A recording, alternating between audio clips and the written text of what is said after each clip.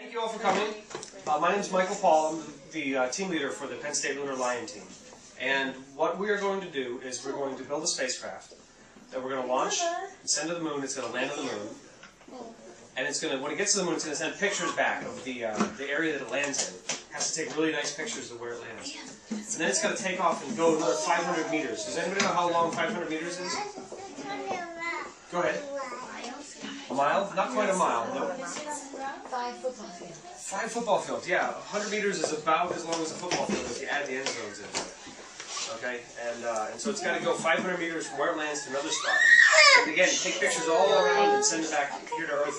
The same way you can take a phone message and text a picture from somebody, and one person to another. The spacecraft has to send pictures back.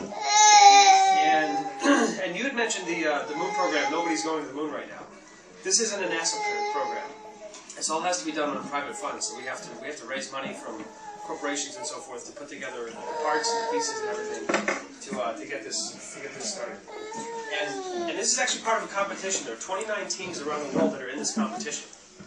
There's a private foundation called the X Prize Foundation that got Google to donate a very large prize to the team that wins this. And if we win this, we'll turn it into scholarships here at the university, so that kids can come to school and learn about science and engineering.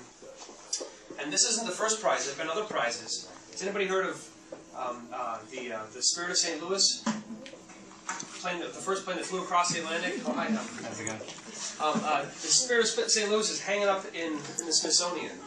And it was actually a prize. Somebody back then said, hey, somebody has to, this was almost 100 years ago, somebody has to be able to fly nonstop from New York to Paris.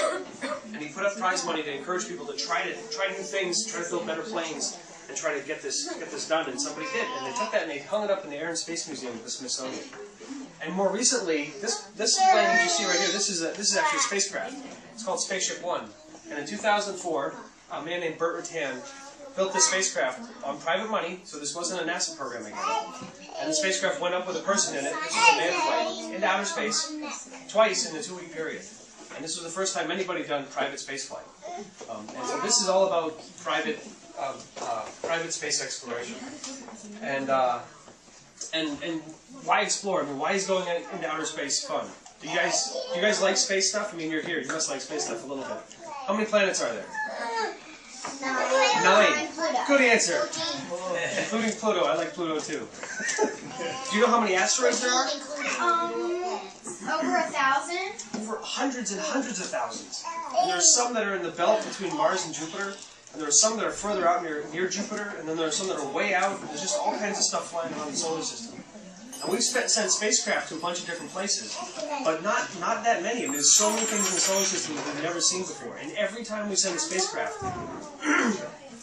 and when we go far out, there aren't any people in these spacecraft. They go way out to Mars and Jupiter and Saturn. Every time we send a spacecraft somewhere new, we learn new things about our world, where we live, and what it's made of, and how it got here in the first place. This is a picture that I really like. This picture a lot. This picture is of. Do you know what this is? What is it? It's not the moon. Gotcha, I tricked you. This is Mercury. Mercury looks a lot like the moon to our eyes, but it's made up pretty differently from the moon. It's not too different in size. But I helped to take this picture. I worked on a program called the Messenger program. And it was the first spacecraft to go to Mercury in over 30 years. And it's in orbit there now. And they've got a whole new atlas of Mercury because of the pictures that this spacecraft has taken. And they found volcanoes on the surface of it. And nobody knew if Mercury, as small as it was, could ever have volcanoes. But sure enough, there are volcanoes there. And so we'd only sent one spacecraft to Mercury way back in the 1970s. And that's the last time anything has landed on the moon, which is part of the reason why they put up this prize, because nobody's been back to the moon to land on the surface of the moon in over 30 years. All right. So what we're going to do here at Penn State, and we've got students working on this, and it's really great that you all came to hear about this, is we're going to build this spacecraft, which is a pretty small spacecraft as far as spacecraft go. It would fit in this room. We could all stand around it and hold hands. And it would only stand about this tall off the ground once we get it built. But we're going to launch it, and we're going to send it all the way to the moon. We took some students to one of the NASA centers last year, in March, and we did a study to figure out how big it needed to be, how much fuel it had to have on it, how big its solar panel needed to be. See this solar panel here? This is where it gets all its electricity from. Okay? And this is, you can see the camera here. Once it lands, the camera has to look around and take all of its pictures and send them home. And this green post here, this is its antenna. just like a cell phone. Who here has used a cell phone? Any of you younger kids have cell phones yet? Not yet. My 11-year-old daughter, she has a cell phone, and it's interesting to see her never call her friends. She just sends text messages. So, but just like a cell phone can communicate miles away to a tower, this antenna is going to send all of its information, all the spacecraft's information, back to us on the Earth. It's going to take many days for the spacecraft to get from the moon, from here to the moon. We're going to launch it, and it's going to get kicked up into orbit around the Earth and get pushed off and drift from here to the moon. It's going to take many, many days to drift from here to the moon.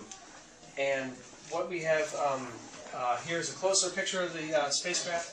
When it gets to the moon, it's going to be moving really, really fast, over 5,000 miles an hour towards the surface of the moon. And if we didn't do anything, it would just crash and make a little dent, and that would be the end of it. But what we're going to do is there's a big rocket on the bottom that is going to fire for only about 20 seconds, and it's going to go from 5,000 miles an hour to 0 and stop. Just a few, just not too far away from the surface of the moon, just a couple miles above the surface.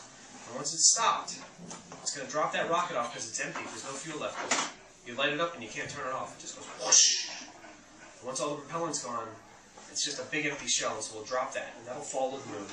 But this gray case here, this big section here, has got some smaller thrusters on it. You can see them here. There's one, there's another, and there's a third one on the other side.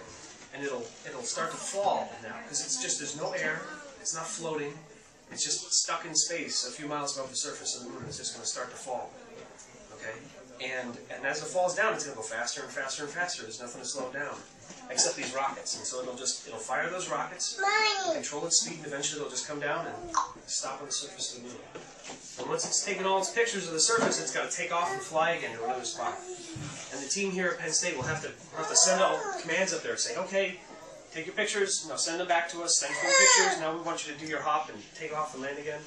And so it's got to have some smarts in it. It's got to be a pretty smart spacecraft to be able to talk to us and to do all these things, to control itself as it flies through the, not air, there's no air there, just to fly above the surface of the moon and land again.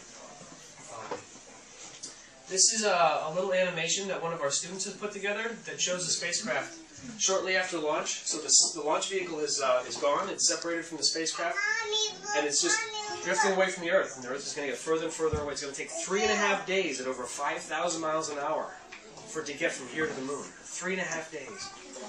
And then it has to come to a screeching halt in only 20 seconds. It's going to be a very, very nervous day for me.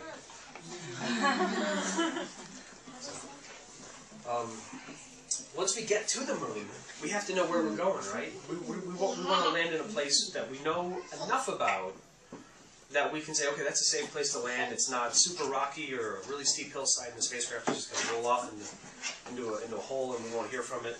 And one of the students at Penn State right now has been working with some scientists who have pictures of the moon from a recent mission to the moon that's orbiting the moon and taking lots and lots of really, really good pictures. These pictures are so good that you can see some of the spacecraft that have been to the moon in these pictures. It's really close to the surface of the moon, and it's got a really good camera.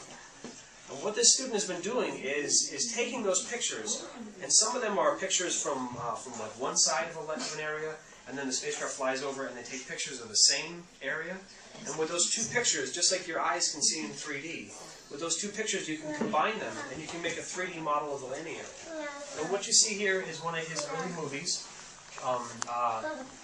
This is a mosaic, so it's a lot of pictures that are stuck together to make a big picture. These are actual pictures of the moon. This isn't just an animation, okay?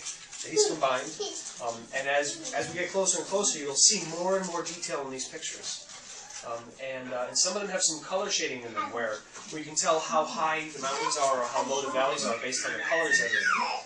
And this is really, really, really important for the team because this is going to help us find a place that's really safe to land so that we can be sure we don't crash when we land.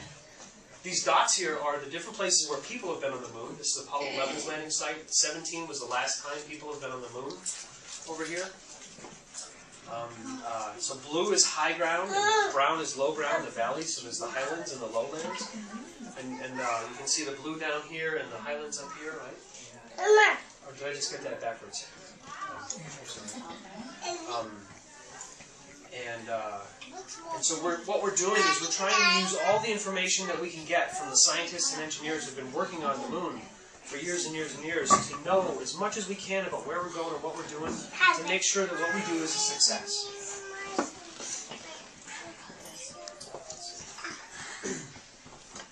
So here you can see we're going to try to land right in this area here near Apollo 11, where the first people walked on the moon. Yeah, here. This is the area where we have some really great pictures from two different cameras, from two different points of view. So they took pictures from one side and then the other, and they're building this 3D map of this area. This is about 35 kilometers, so I can't do that to miles too quick in my head. It's about, I don't know, 12 miles, 15 miles, and wide enough that this is a landing site that's big enough we can target this with our spacecraft. And you can see as we get closer and closer, more and more details in this area here. And it's right in the middle of it is where Neil Armstrong first put a human footprint on the moon. And you can see in here there's lots of more details, right? This is a really great camera. You can see the mountains, you can see the craters, and each tiny pixel that you see on this picture is about this big. So it's not like you can see me, you can't see it as well as you can see me, but it's still really good data. And so this is, they have pictures, not in this video, but they have pictures where here you can see in the dust on the moon where the astronauts walk.